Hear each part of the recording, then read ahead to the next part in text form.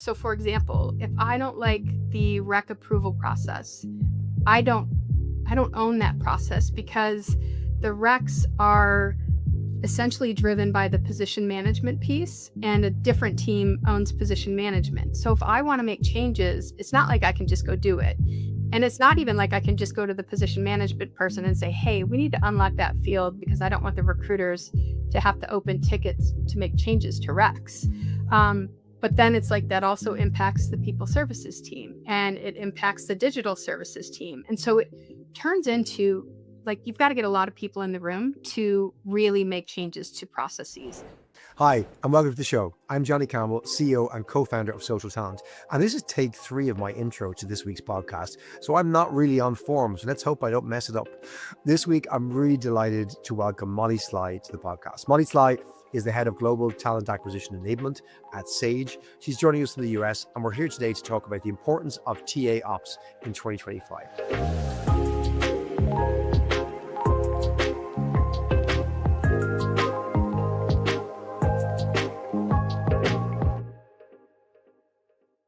Molly, welcome to the show. We'd love if you could share with the audience a little bit about your history, Sage, your role, and maybe start by telling us where you're joining us from today. Sure. And I appreciate you having those outtakes, Johnny, because it really put me right at ease. So thank you. So I am in Detroit, Michigan right now, where the weather is cold and cloudy, but hopefully it will get better. So I do work in Detroit, but I travel quite a bit to the Sage offices. In terms of my background, kind of the typical recruiting background of most of your guests, I've been in the recruiting space for about 100 years, give or take. Started agency side when I was in Chicago and then went in house. You call it in house, I would say corporate.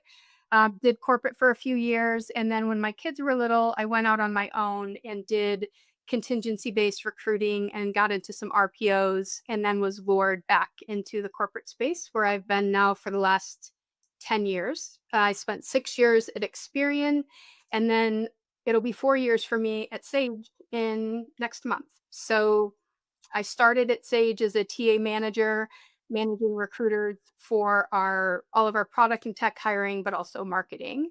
And then I just tend to be a fixer. I question why does it take so many clicks to do this, or couldn't this process be more efficient? So that's just how I'm programmed, I think. And then when Sage was pulling together an enablement team about a year and a half ago, I certainly raised my hand for that and made sure that I could get involved. So I'm now leading the enablement team. We are small but mighty. There's a myself and then two others. And in terms of the team that we support, right now we have about 30 recruiters globally, and they are really everywhere. We have people in Spain, France, Germany. We have quite a few in the UK, quite a few in the US, and I'm absolutely forgetting some of the other locations, but I love them dearly.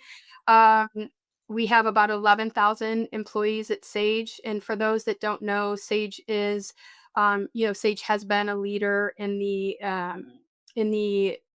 cloud-based business management solutions. We really focus on accounting, finance, HR, kind of back office support for companies that are small and mid-sized.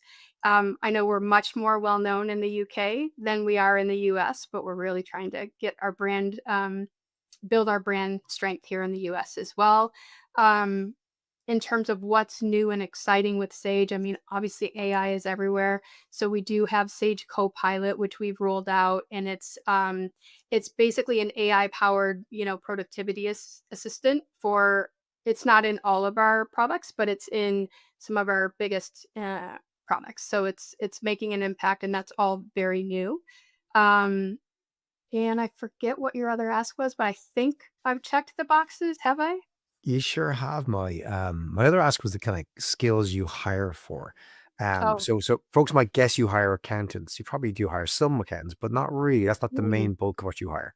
Yeah, no, the accountants are our clients. I mean, certainly we have to have accountants internally. We have an internal finance and accounting department, surely. We hire across the board, and we hire in probably 18 different countries, I'd say. Um, but as you can imagine, a company like ours, a lot of people on the go-to-market side. So we need a lot of salespeople. We need customer success. Also, of course, as you would imagine, we're a tech company too. So we've got a lot of hiring that we do on the product and tech side, marketing, I mean, pretty much anything you would imagine with an enterprise level company. We're going to be hiring across all of those functions. But I guess the way our TA team is broken down is we have, essentially 2 go-to-market recruiting teams and then 1 corporate team, and they support all corporate functions, and then a product team that supports all of the product and tech roles. So kind of broken it down into 4 main teams of recruiters.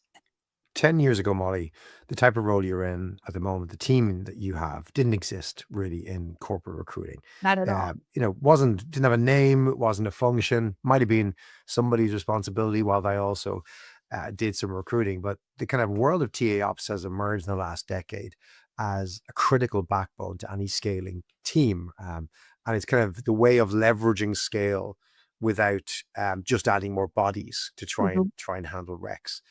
But I want to dig into what that looks like in that definition in just a second. But paint a picture for me of your reality in 2025 and maybe the reality of a lot of folks listening in terms of pressures from AI, the economy, the culture and the market and what's expected of TA teams. Give me that context before we dive into what TA ops Sure. is.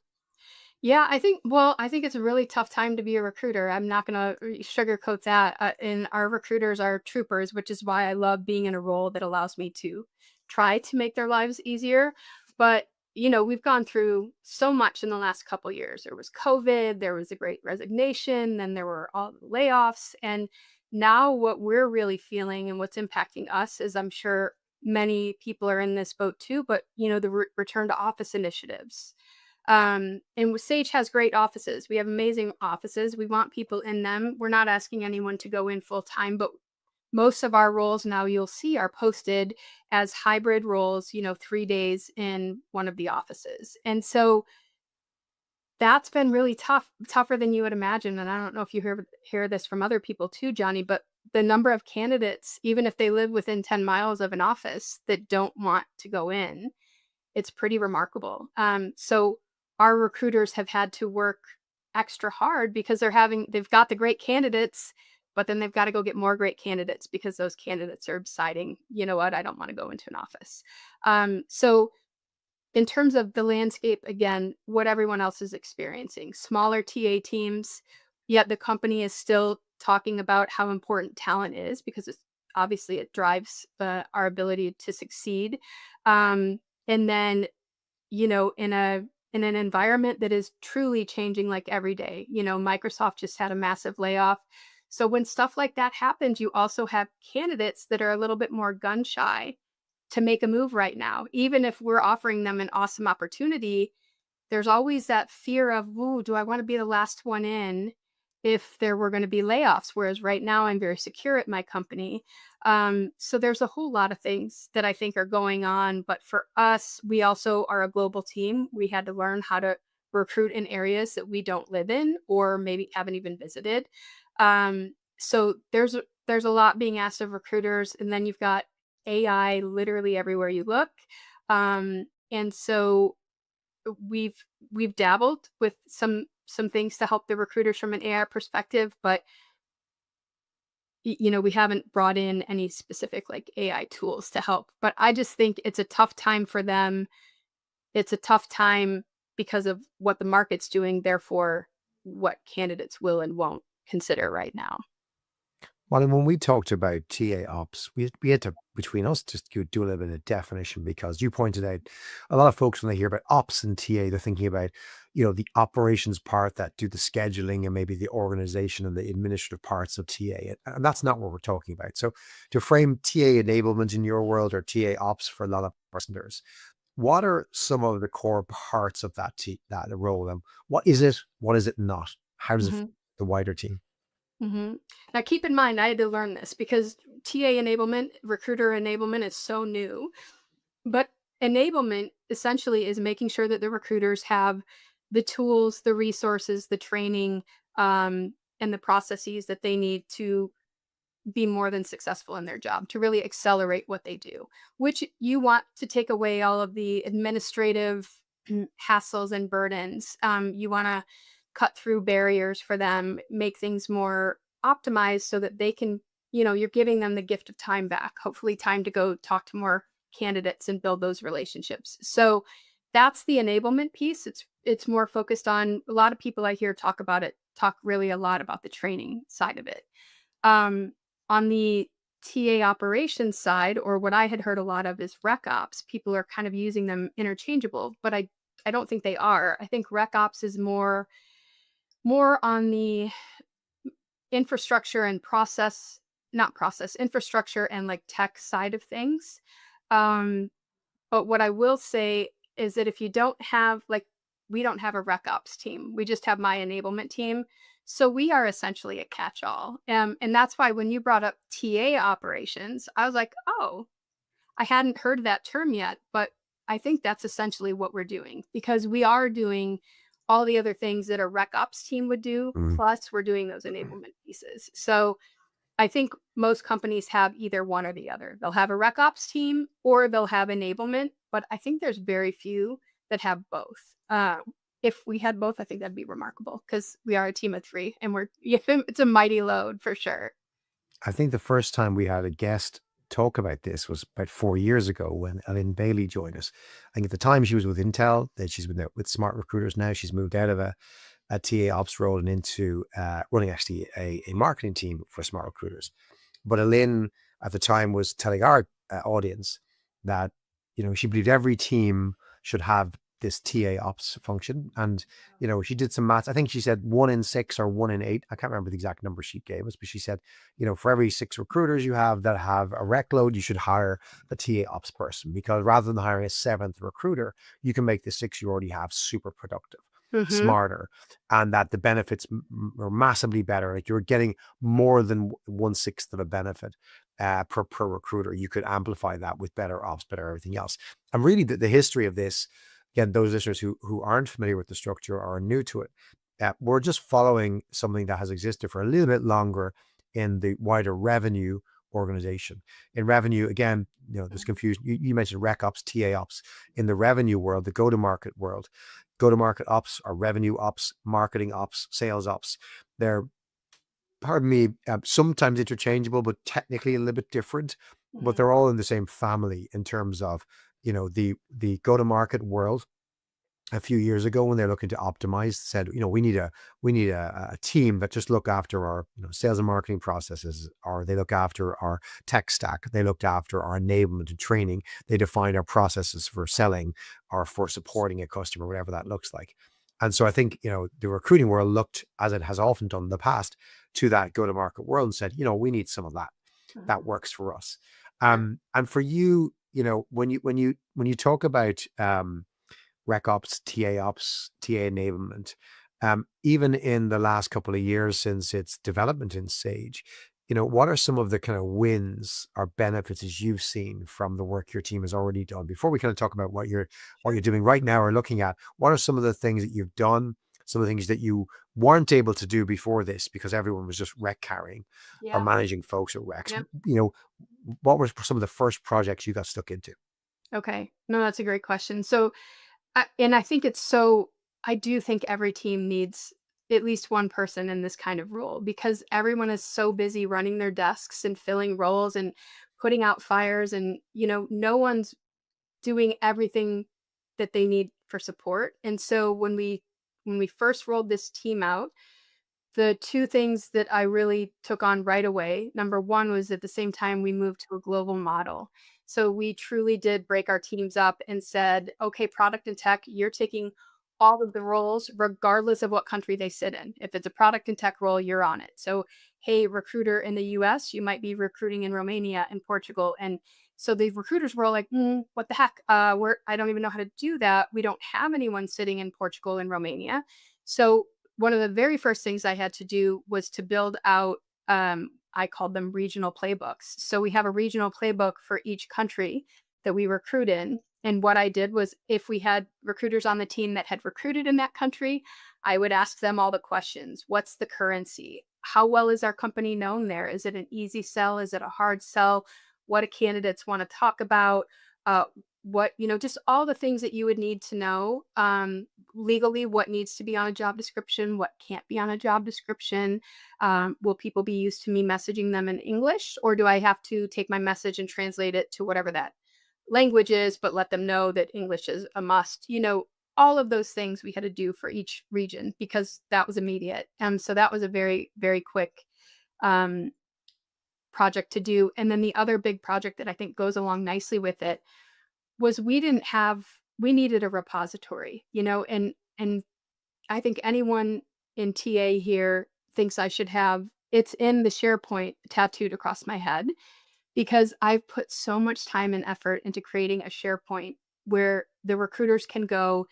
It is not pretty. There's not a million folders. It is just subject and then all the things you might need. And you click into it and it'll open it right to that page. So, whatever templates they need, whatever documents they might need for their hiring managers, for making offers, for sourcing, for creating better job positions. So, we've got it all to where, I'm very much like wanting to save time, and for me, that's even lessening how many clicks people have to take. So, really have laid it out in a way that it should be very easy for them to go to one place. It's no more trying to figure out where's that one policy or how do I do something here. So that is something that we continue to update. In fact, I just gave it a facelift yesterday because it was hard to look at, I thought. So I just was in there playing with it yesterday. Those are probably the 2 things we did right from the get-go very, very quickly that I think made, a great impact. The other thing is we didn't have any formal training program for new taps, which at the time I didn't think was gonna be a big deal because we were quite a lean team and I didn't foresee any headcount coming. However, hiring picked up immensely and we have now, I think, 13 contractors here. So putting together an onboarding plan, a training plan for those new recruiters coming in was also pretty essential. And so did that quite quickly. And that has been really, really helpful. They're all very excited when they see the SharePoint and just how detailed things are. They'll say things like, "Well, oh, I've never worked at a company where they had something like that." And I was like, "Oh, good," because I didn't know. So I'm like, that was nice to hear. But I think that SharePoint is kind of the backbone of everything, and I do point them to it a lot. If the SharePoint's like the downstream outcome, did you have to kind of look at developing, for example, global policies on things that just didn't exist? Like Yeah. to produce a I SharePoint, turned into a content creator. I can't tell you on that SharePoint because I'd be like, "Oh, we need this. Oh, we don't have it. So here I go." So I yeah. mean, I probably have created 60 to 70% of the either the templates or the processes or the checklists that are on there. So that was another reason because we didn't have so much and yet we needed it. So the other thing that we did pretty early on, and I had learned this from Stephanie Basinger. I don't know if you know that name, but when I first got into this, I started reaching out to other professionals in enablement to say, "Hi, my name is Molly. Will you be my friend? Can we get on a call and just can I pick your brain?" And she was one of the first people that I talked to, and she said, "Go on a listening tour." She said, "Don't just assume you know what all the problems are. Go talk to the recruiters, go talk to the leaders and find out what their big problems are as well." And so that was quite eye opening. And that also then helped me recognize what else I needed to build out to get that on the SharePoint. So, yes, to your point, I had to create a lot of it. Is that more formalized now, Molly, in terms of do you have a formal process to talk to the recruiters, to analyze where the bottlenecks are, to kind of get your inspiration for the next projects you have to work on? Or how does it work?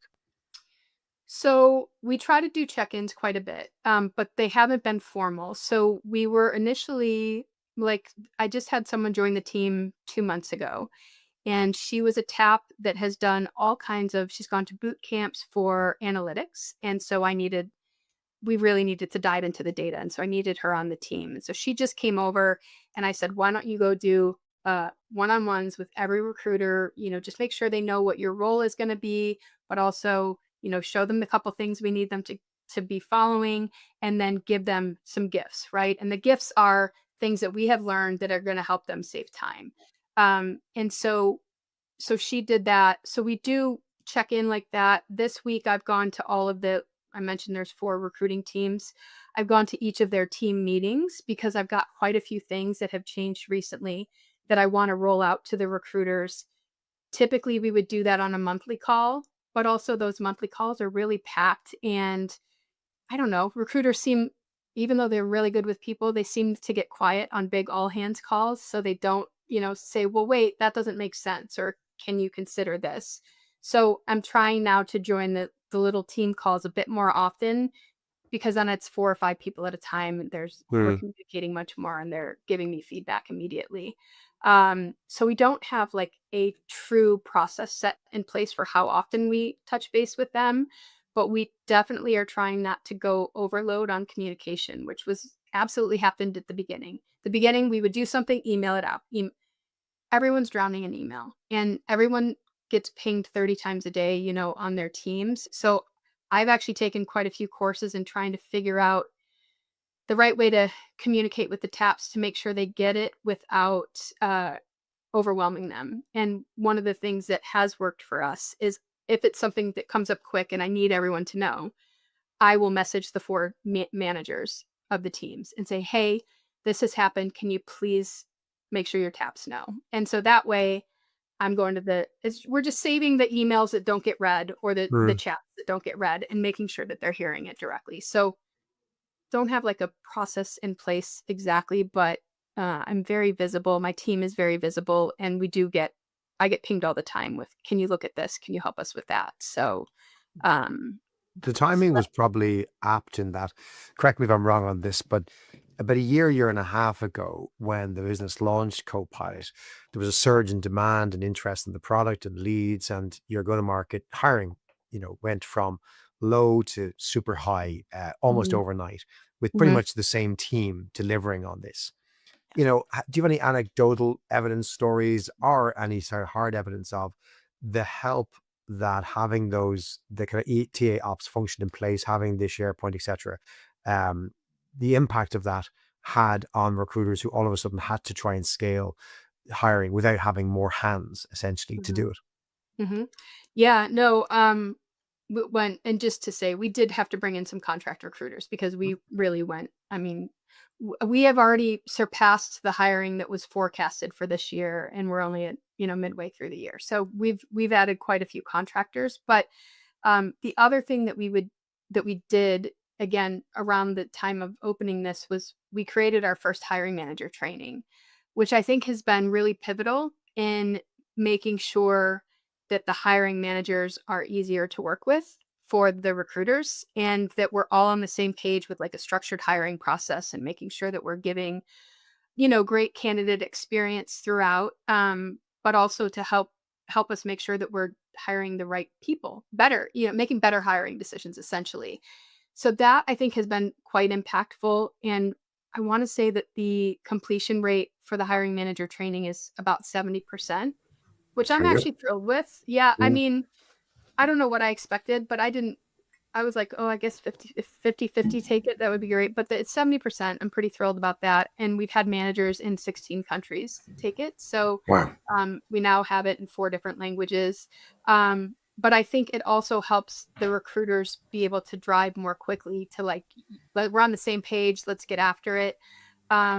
We also, we will, like, for example, our customer success team in Newcastle, I happen to be in Newcastle. They were needing to hire a lot of people. And so because I was there, I went and met with their team and the interviewers, and we just taught, I wouldn't call it a live hiring manager training, but we just got in a room and I said, talk me through the process and what do you feel like you're not getting when you're going through these interviews? What are we missing the mark on? And so they would tell me, and then I helped them come up with different questions so that they could really try to find people that weren't going to be, such high turnover, for Mm. example.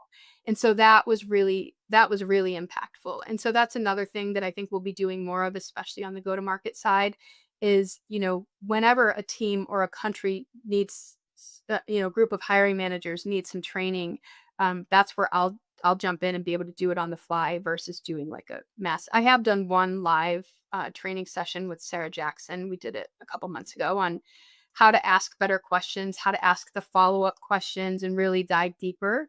Um, and that's been the only live training that we've done, and then the e-learn goes out as soon as a hiring manager opens a rec, they will get an invitation from the L&D team to take that course. So I think those things plus having more of a standardized structured process, they're not having to run all over to figure out how things Yeah. work. I think that saves time. And then I guess lastly, the thing that's helping them save time is I do have a full Copilot license, but the recruiters right now just have Teams Premium. But what that allows them to do is to turn on the transcription for their kickoff meetings with their hiring managers or for their phone screens with candidates. They just need to ask the candidates, hey, I really want to make sure I'm hearing everything you say. I'd love to turn on transcription so that I can be listening to you, not so worried about taking notes. I will take some notes, but is that cool? Candidate says yes. And then at the end, the nice thing there is they can get the AI summary and it can really help them probably save, I don't know, half hour or more on what they would normally have to write out and make it look good to send to their managers. So I think that there's just a lot of little things that we're doing. I feel like we're doing a lot of little things because um, we don't have a big tech solution right now. We're in the market for a new HRIS system. So that has put everything is on hold. Like I'm not normally on an enablement team. I'd be out there looking at what tools can we bring in. I haven't done any of that because until we know what we're going to use. Yeah. Your backbone. Yeah, exactly. So all of that has been. So we're just trying to make do with what can we make better from a process perspective, from a training perspective, and just an efficiency perspective. So that's Well, kind of the well, focus. let me dive into that process piece a bit more because you've mentioned obviously absent TA processes that you have to write, develop, but in doing your role, has it led you to look at processes in other departments, maybe existing HR processes, or have you had to overlap with other teams? And if so, has there been friction? Has it worked really well? Mhm. What's your story been there? So it's a great question. I don't know if this is a problem everywhere, but we have a large people team, and we have a lot of teams where we all kind of work together. But so, for example, if I don't like the rec approval process, I don't I don't own that process because the recs are essentially driven by the position management piece and a different team owns position management. So if I want to make changes, it's not like I can just go do it. Mm, And it's not even like I can just go to the position management person and say, "Hey, we need to unlock that field because I don't want the recruiters to have to open tickets to make changes to recs."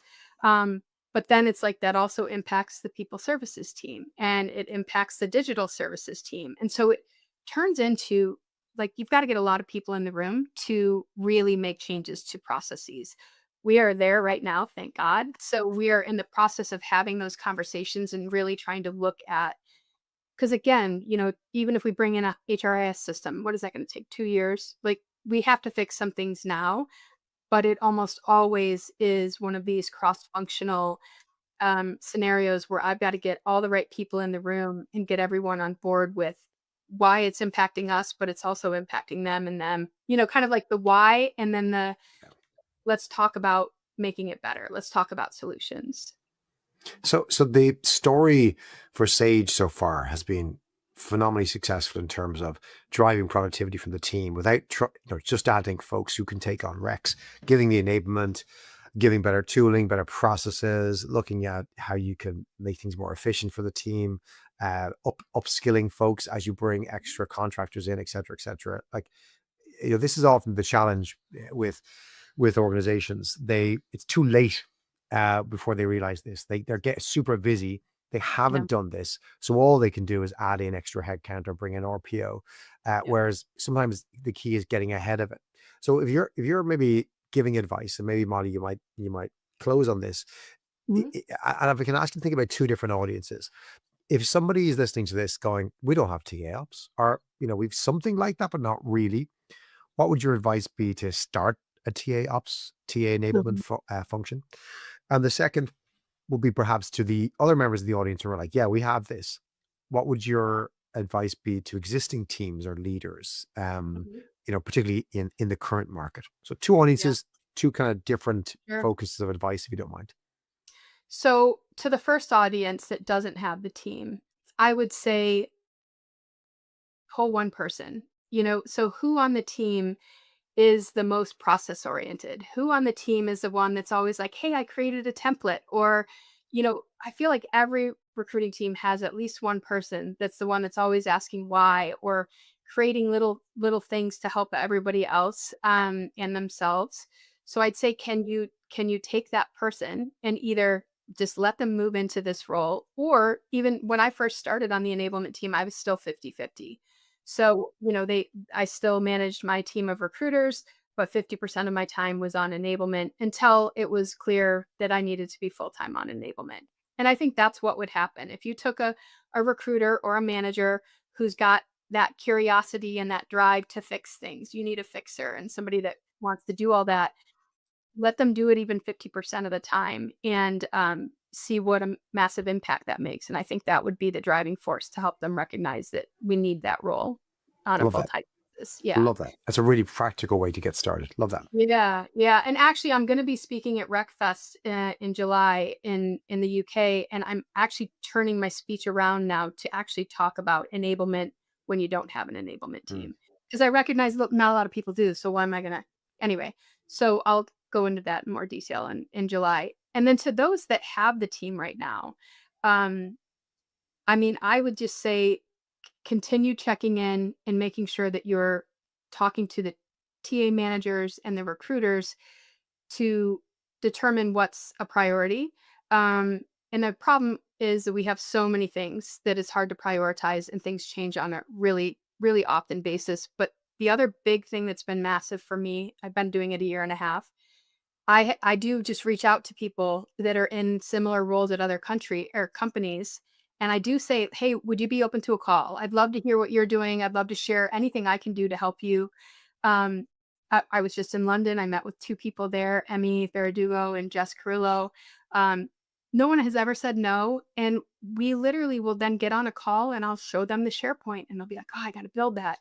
And then I would say something like, "I'm struggling with project management. What are you using for project management?" And then they'll show me what they're using. And it's such a small group of people that they're all really, really willing to have conversations and help each other out.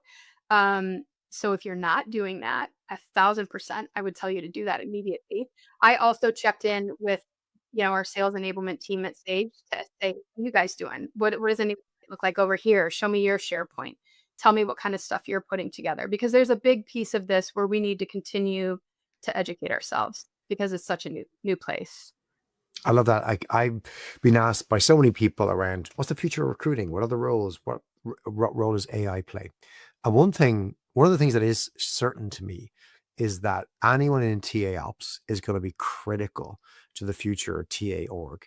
And no matter how much automation you think is going to be there or how much people, because that's the big debate, how much is going to be AI, how much is going to be people side, the people running it, setting it up, making sure it works, Mhm. tweaking it, managing it. They're the TA ops folks of today, because that's what you already do in terms of looking at processes, technology, people, enablement, getting it all together. And if you look at that process view, to your point, and go, what's the optimal process?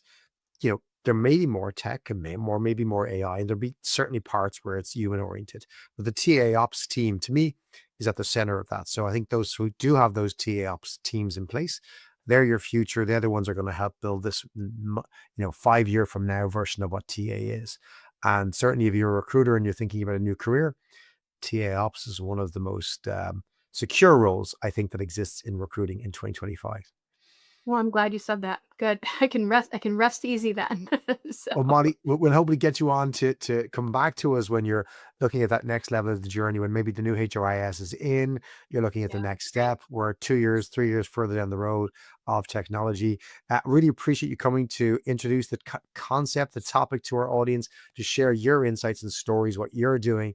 I think it's going to be super valuable for a lot of our audience who maybe are just toying with this, beginning to think about it. And for those who can make it to the UK in July 2025, Molly's going to be there live. And Molly, will you do us a favor? Will you sign autographs for anyone who wants to come up to you I and mean, your if tips? if my bodyguard lets me do that, I will, probably just for 2 minutes or so. Yes, no, I'm excited. I'm very nervous about it. I've heard what a big, massive event it is. I'm really looking forward It to it. is. And you'll ace it. You'll ace it, Molly. And best of luck. And thank you so much for joining us today. Thank you. And thank you for joining us today and hearing Molly share a story. Hopefully that's inspired you, given some insights on how your TA ops function can grow or can start in your organization, maybe the business case, maybe some ideas around how you can carve out 50% of your or somebody else's role to start it up. We'll be back next week with another great speaker joining us to talk about their hiring excellence. If you haven't already, you can subscribe on Spotify, Apple, or wherever you find your podcasts. Until then, we'll see you next week.